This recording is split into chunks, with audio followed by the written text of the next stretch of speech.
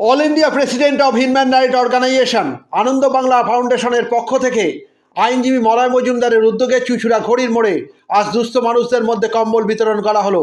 500 লোককে কম্বল বিতরণ করা হয়। উপস্থিত ছিলেন বিশিষ্ট ব্যক্তিবর্গ, আইনজীবী ও জি বাংলার গায়ক গায়িকারা।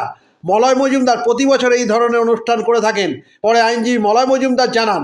চুঁচুড়া থেকে প্রবীর ঘোষালের রিপোর্ট। একটা আন্তরিকতার ছাপ পাওয়া যাচ্ছে সবার মধ্যে। উনি একজন আইনজীবী নিশ্চয়ই, আর আপনারা জানেন হিউম্যান রাইটস মানেই হচ্ছে সকলের জন্য সমান অধিকার।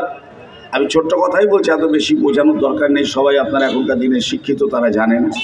তা সকলের জন্য যদি এক অধিকার পেতে হয়, সমান অধিকার পেতে হয়, তাহলে কে আইনজীবী যে আন্তরিকতা পেলাম, এই আন্তরিকতাটা সত্যি ভোলার নয়। গানে হোক আর নাচে হোক বা পরিবেশে হোক, সেটাও মায়ের বোনেরা আছেন এখানে সামনে বসে, আমরা সবাইকে সামনে বসে দেখছি। এই ভাইয়েরা যারা দাঁড়িয়ে আছেন হাতে হাত মিলিয়ে গান গাইছেন।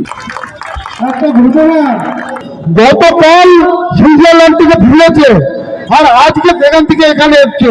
এই কৃতজ্ঞ আমি সর্বভারতীয় মানবাধিকার সংঘ আনন্দ বাংলা ফাউন্ডেশনের প্রেসিডেন্ট অল ইন্ডিয়া।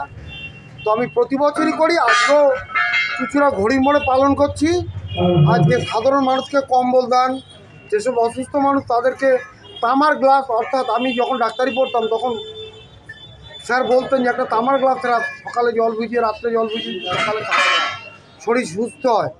এবং মানব অধিকার সম্পর্কে একটা মানুষের যে কতখানি অধিকার, তা 11টার পর পুলিশ তার বাড়িতে ঢুকতে পারে না, এইসব সম্পর্কে সচেতনতা গান। সর্বোপরি আজকে যেহেতু একটা হিউম্যান রাইটসের জন্মদিবস, আমরা নাচে গানে কিছু কম্বল ডোনেশন এইসবের মাধ্যমে সেলিব্রেট করছি।